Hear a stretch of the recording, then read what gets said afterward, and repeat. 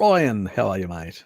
Hey, how are you? Do you think that all beef steak diet is insufficient in DHA, or do you think that periodic fish consumption is necessary?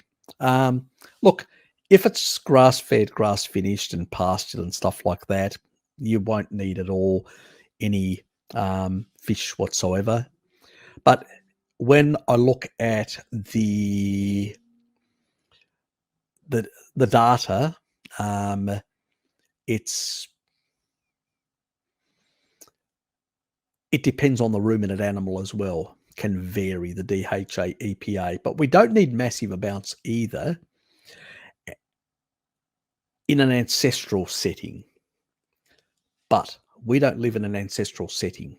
And we do know that DHA levels can be compromised and reduced in a number of tissue types, in particular in the eyes, due to blue light.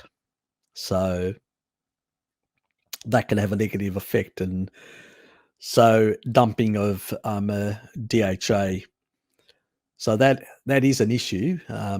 Somebody like Jack Cruz talks a bit about that.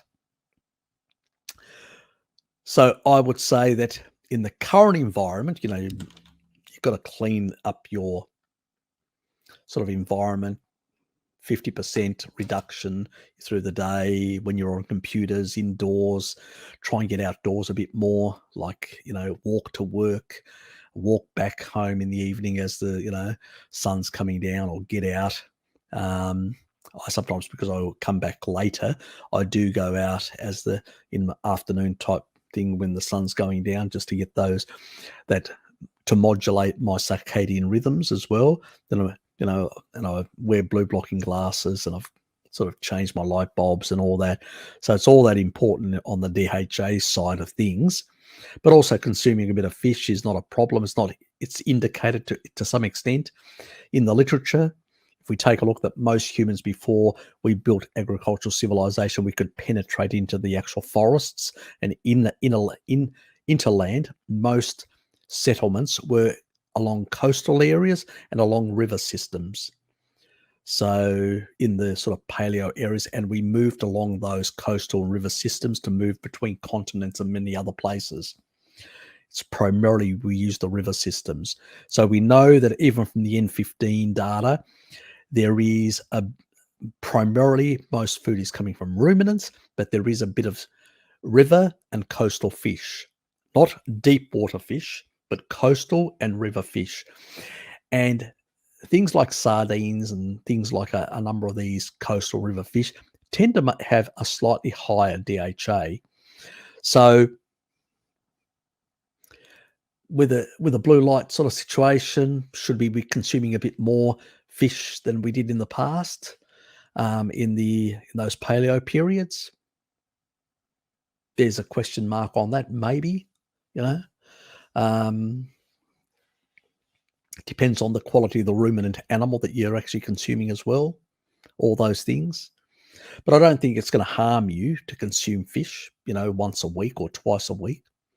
It's not going to be an issue. Japanese consume far more, and they still outlive the Americans, even on their own version of a standard diet, mixed diet. So I don't think it's going to be a problem in that regard. Could you get from just a beef-based diet sufficient DHA? Yep, you probably could. In that regard, depends, as I said, on a lot of factors: genetics, blue light exposure. There's a lot of factors that are actually at play, where your sweet spot's going to be and whether you're getting enough or not.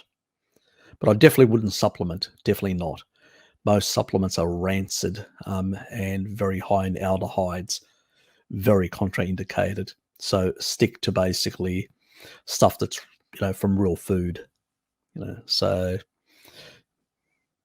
and if you're concerned, have a bit of fish. I like fish, so I do have it once or twice a week, and I do vary my seafood intake. I'll have oysters, I'll have scallops, I'll have prawns, I'll have basically mussel soups and stuff like that.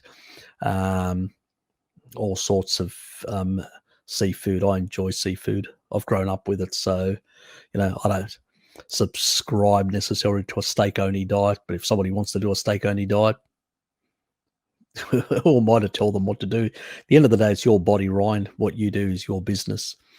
All I do is just basically blow away some of the bullshit out there and just put some of the stuff correct and say, well, people are making these claims, but well, do they have a scientific validity to it? And that's how I approach things.